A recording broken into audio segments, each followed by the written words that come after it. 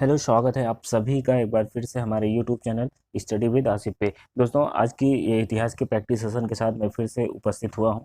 आज का जो सेशन होगा हमारा वो मॉडल पेपर 6 होगा। इससे पहले 5 मॉडल पेपर कराए जा चुके हैं, जो कि चैप्टर वाइज आपको पता ही होगा कि चैप्टर वाइज आपको प्रैक्टिस दी जा रही है। तो इसी सेशन में आज जो हमारा चैप्टर होगा वो है मौर्य वंश।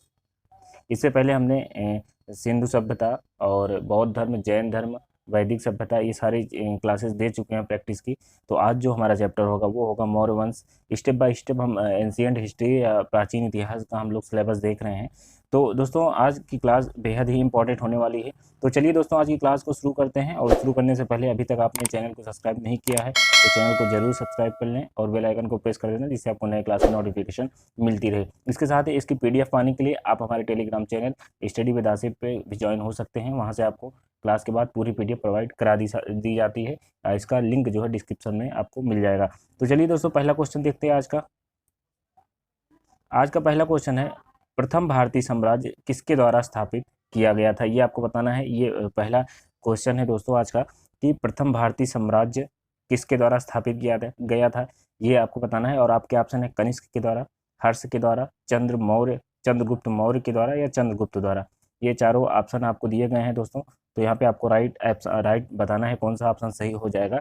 तो जो प्रथम भारतीय साम्राज्य स्थापित किया गया था दोस्तों, वो किया गया था मौर्य वंश के चंद्रगुप्त मौर्य द्वारा स्थापित किया गया था। ऑप्शन नंबर सी यहाँ पे चंद्रगुप्त मौर्य हो जाएगा। चंद्रगुप्त मौर्य यहाँ पे दोस्तों थोड़ा सा मिस प्रिंटिंग है।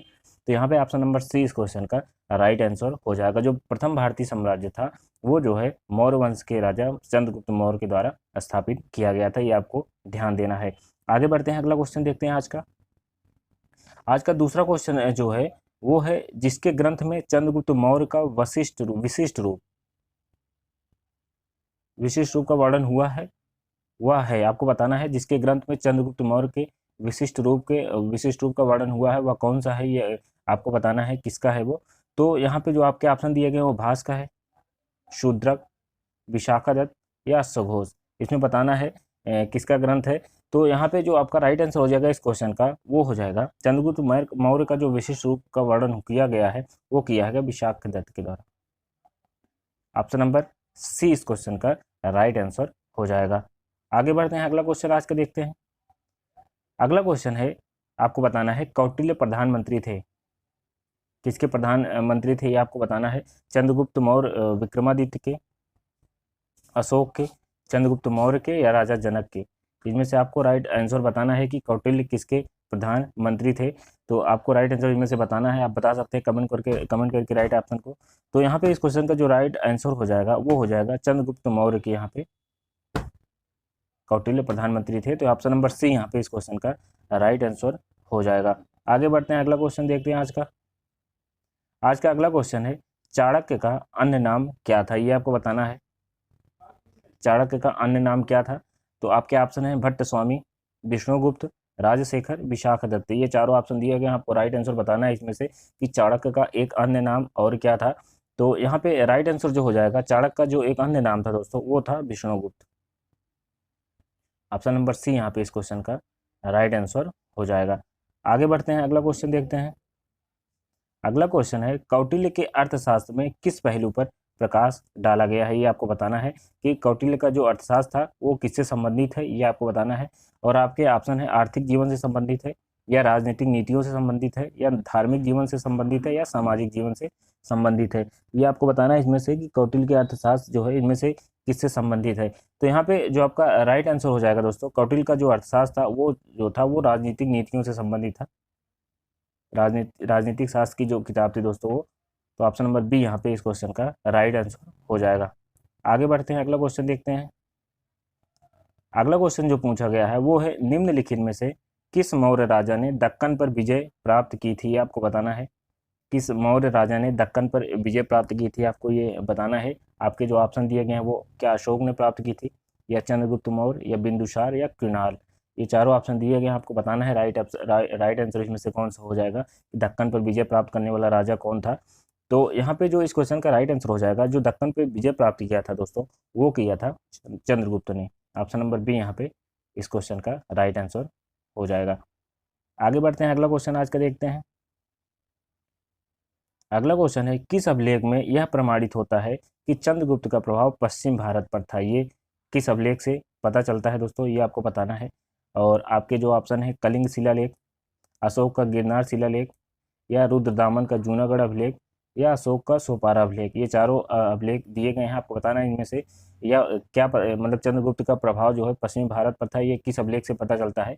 तो यहाँ पे जो इस क्वेश्चन का राइट आंसर हो जाएगा, इसका पता चलता है दोस्तों रुद्रदामन के जूनागढ़ अभिलेख से इसका पता चलता है कि चंद्रगुप्त का प्रभाव पश्चिमी भारत पे अधिक था। तो ऑप्शन नंबर सी यहाँ पे इस क्वेश्चन का राइट आंसर हो जाएगा। आगे बढ़ते हैं, अगला क्वेश्चन देखते हैं। अगला क्वेश्चन है, निम्न में से कौन सा क्षेत्र अशोक के साम्राज्य में सम्मिलित नहीं था? ये आपको बताना था। ये आपको बताना है कि कौन सा क्षेत्र अशोक के साम्राज्य में सम्मिलित नहीं था। और आपके जो ऑप्शन है, क्या अफगानिस्तान नहीं सम्मिलित था, या बिहार, या श्रीलंका, या कलिंग। ये चारों ऑप्शन आपको दिए गए हैं, आपको राइट आंसर इनमें से बताना है कि कौन सा अशोक के साम्राज्य में सम्मिलित नहीं था। तो अफगानिस्तान की बात करें दोस्तों, ये सम्मिलित था, बिहार भी सम्मिलित था, कलिंग भी सम्मिलित था। यहाँ पे जो सम्मिलित नहीं था वो था श्रीलंका। ऑप्शन नंबर सी यहाँ पे इस क्वेश्चन का राइट आंसर हो जाएगा। आगे बढ़ते हैं, अगला क्वेश्चन देखते हैं। अशोक के शासनकाल में बौद्ध सभा किस नगर में आयोजित की गई थी? आपको बताना है। जो चारों बौद्ध संगीत हुई थी उसमें से बताना है कि कौन सी बौद्ध संगीति जो है अशोक के शासनकाल में कहाँ आयोजित की गई थी। और आपके ऑप्शन है मगध में, पाटलिपुत्र में, समस्तीपुर में, राजगिरी में। ये चारों ऑप्शन दिए गए हैं, आपको बताना है इसमें से अशोक के शासनकाल में कौन सी बौद्ध सभा आयोजित की गई थी। तो यहाँ पे जो आपका राइट आंसर हो जाएगा वो हो जाएगा पाटलिपुत्र। अशोक के समय में पाटलिपुत्र में बौद्ध सभा स्थापित या आयोजित की गई थी। तो ये आपको याद रखना है। तो ऑप्शन नंबर बी इस क्वेश्चन का राइट आंसर हो जाएगा। अगला क्वेश्चन देखते हैं आज का। अगला क्वेश्चन है, रज्जुक थे, क्या थे ये आपको बताना था। रज्जुक क्या वो चोल राज में व्यापारी थे? क्या वे चोल राज में व्यापारी थे, या मौर्य शासन में अधिकारी थे, या गुप्त साम्राज्य में सामान्य वर्ग थे, या शक सेना में अधिकारी थे? आपको बताना है कि रज्जुक किसे कहा जाता था, वो वे कौन थे रज्जुक। तो यहाँ पे जो आपका राइट आंसर हो जाएगा, रज्जुक जो है बोला जाता था मौर्य शासन में अधिकारियों को रज्जुक बोला जाता था। तो ऑप्शन नंबर बी यहाँ पे इस क्वेश्चन का राइट आंसर हो जाएगा। आगे बढ़ते हैं, अगला क्वेश्चन देखते हैं। सारनाथ स्तंभ का निर्माण किया था, किसने किया था? ये आपको बताना है। सारनाथ स्तंभ का निर्माण किसने किया था? आपके ऑप्शन है हर्षवर्धन ने, अशोक ने, गौतम बुद्ध ने, या कनिष्क ने। सारनाथ स्तंभ का निर्माण किसने किया था ये आपको बताना है। तो सारनाथ स्तंभ का जो निर्माण किया था दोस्तों वो किया था अशोक ने किया था। तो ऑप्शन नंबर बी यहाँ पे इस क्वेश्चन का राइट आंसर हो जाएगा। अगला क्वेश्चन देखते हैं। अगला क्वेश्चन है, विशाखदत्त द्वारा लिखित मुद्रा राक्षस कौन सी भाषा में लिखा गया है? ये आपको बताना है। मुद्रा राक्षस जो लिखी गई है उसकी भाषा क्या है, किस भाषा में लिखा गया है? तो आपके ऑप्शन है तमिल भाषा में लिखा गया है, पाली में, या संस्कृत में, या हिंदी में। आपको बताना है इनमें से किस भाषा में मुद्रा राक्षस जो विशाखदत्त द्वारा लिखी गई है किस भाषा में लिखी गई है। तो यहाँ पे इस क्वेश्चन का जो राइट आंसर हो जाएगा, मुद्रा राक्षस जो लिखी गई है वो संस्कृत भाषा में लिखी गई है, आपको ध्यान देना है। तो ऑप्शन नंबर सी यहाँ पे इस क्वेश्चन का राइट आंसर हो जाएगा। आगे बढ़ते हैं, अगला क्वेश्चन देखते हैं। सांची का उस स्तूप किसने बनवाया था? ये आपको बताना है। सारे क्वेश्चन बेहद ही इंपॉर्टेंट है आपके लिए। ऐसे ही क्वेश्चन यूपी ट्रिपल एस पेट के एग्जाम में पूछे जाते हैं। तो यहाँ पे जो आपके ऑप्शन है चंद्रगुप्त मौर्य, कौटिल्य, गौतम बुद्ध, या अशोक। ये चारों ऑप्शन दिए गए, आपको बताना है कि सांची का स्तूप किसने बनवाया था। तो सांची की स्तूप की बात किया जाए दोस्तों, यहाँ पे जो राइट आंसर हो जाएगा वो हो जाएगा अशोक ने बनवाया था सांची का स्तूप। तो ऑप्शन नंबर डी यहाँ पे इस क्वेश्चन का राइट आंसर हो जाएगा। आगे बढ़ते हैं, आज का अगला क्वेश्चन देखते हैं। अगला क्वेश्चन है, अशोक के शिलालेखों में प्रयुक्त भाषा है। अशोक के जो शिलालेख थे वो किस भाषा में हैं ये आपको बताना है। और आपके जो ऑप्शन है संस्कृत भाषा में, प्राकृत भाषा में, पाली भाषा में, या हिंदी भाषा में। चार ऑप्शन दिया गया है, आपको बताना है राइट आंसर इनमें से कि अशोक के शिलालेखों में जो भाषा प्रयुक्त की गई है वो कौन सी है इनमें से। तो अशोक के शिलालेखों में जो भाषा प्रयोग की गई दोस्तों वो की गई है प्राकृतिक भाषा। प्राकृतिक भाषा में उनके अभिलेख लिखे गए हैं। तो ऑप्शन नंबर बी यहाँ पे इस क्वेश्चन का राइट आंसर हो जाएगा। आगे बढ़ते हैं, अगला क्वेश्चन आज का देखते हैं। अशोक के शिलालेखों को सर्वप्रथम किसने पढ़ा था ये आपको बताना है। अशोक के जो शिलालेख थे वो उसको सर्वप्रथम किसने पढ़ा था। और आपके ऑप्शन है बुगलर ने, रॉबर्ट सेवेल ने, जेम्स प्रिंसेस ने, या चार्ल्स विल्किस ने। ये आपको बताना है इसमें से कि अशोक के शिलालेखों को किसने सर्वप्रथम पढ़ा था। तो यहाँ पे पढ़ने की बात करें दोस्तों शिलालेखों की, तो यहाँ पे जो पढ़ा था वो जेम्स प्रिंसेस ने पढ़ा था। ऑप्शन नंबर सी यहाँ पे इस क्वेश्चन का राइट आंसर हो जाएगा। तो यहाँ पे सी सही हो जाएगा। इसे ये जो है प्राकृतिक भाषा में लिखे गए थे शिलालेख, और इसे जो सबसे पहले पढ़ा था वो जेम्स प्रिंसेस ने पढ़ा था। ये आपको सारी चीज़ें ध्यान देना है। आगे बढ़ते हैं, अगला क्वेश्चन देखते हैं। अगला क्वेश्चन है, अशोक का अपने शिलालेखों में सामान्यतः जिस नाम से उल्लेख हुआ है वह है। आपको बताना है अशोक के शिलालेख में जो उनका नाम का उल्लेख किया गया है कौन सा नाम है, आपको बताना है। और आपके जो ऑप्शन है, चक्रवर्ती का उल्लेख किया गया है, या धर्मदेव का, या धर्मकीर्ति के, या प्रियदर्शी का। ये चारों ऑप्शन दिए गए। आपको बताना है कि अशोक के शिलालेखों में अशोक का जो नाम का उल्लेख किया गया है इनमें से किस नाम का उल्लेख किया गया है। तो यहाँ पे इस क्वेश्चन का जो राइट आंसर हो जाएगा दोस्तों वो हो जाएगा प्रियदर्शी। प्रियदर्शी का उल्लेख जो है इनके शिलालेख में किया गया है। तो ऑप्शन नंबर डी यहाँ पे इस क्वेश्चन का राइट आंसर हो जाएगा। आगे बढ़ते हैं, अगला क्वेश्चन देखते हैं। अगला क्वेश्चन है, कलिंग युद्ध की विजय तथा क्षतियों का वर्णन अशोक के किस शिलालेख में है। आपको बताना है कलिंग का जो युद्ध हुआ था उसकी विजय और उसमें जो नुकसान या क्षतियाँ हुई थी उसका वर्णन जो है किस शिलालेख में किया गया है। और आपके ऑप्शन है शिलालेख 1 में, शिलालेख 2 में, शिलालेख 12, शिलालेख 13। आपको बताना है इसमें से किस शिलालेख में किया गया था कलिंग के युद्ध का वर्णन। तो यहाँ पे जो कलिंग के युद्ध का वर्णन किया गया था दोस्तों वो किया गया था शिलालेख 13वें शिलालेख में जो है कलिंग के युद्ध के विजय और क्षतियों का वर्णन किया गया था। ये आपको ध्यान देना है। तो ऑप्शन नंबर डी यहाँ पे इस क्वेश्चन का राइट आंसर हो जाएगा। आगे बढ़ते हैं, अगला क्वेश्चन आज का देखते हैं। अगला क्वेश्चन है, निम्न में से किस राजवंश के शासकों के सुदूर देशों जैसे सीरिया और मिस्र के साथ राजकीय संबंध थे। आपको बताना है सीरिया और मिस्र के साथ राजकीय संबंध किस शासकों के, राजवंश के शासकों के थे। आपको जो ऑप्शन दिया गया वो है चोल शासकों के थे, गुप्त शासकों के, मौर्य शासकों के, या पल्लव शासकों के। आपको बताना है इसमें से किन शासकों के जो है संबंध है सुदूर देश जैसे सीरिया और मिस्र के साथ राजकीय संबंध थे। तो यहाँ पे जो संबंध की बात किया गया दोस्तों सुदूर देशों से, तो यहाँ पे जो संबंध था वो मौर्य वंश का था। ऑप्शन नंबर सी यहाँ पे इस क्वेश्चन का राइट आंसर हो जाएगा। मौर्य वंश का संबंध इन देशों से था, तो सी यहाँ पे राइट हो जाएगा। आगे बढ़ते हैं, अगला क्वेश्चन देखते हैं।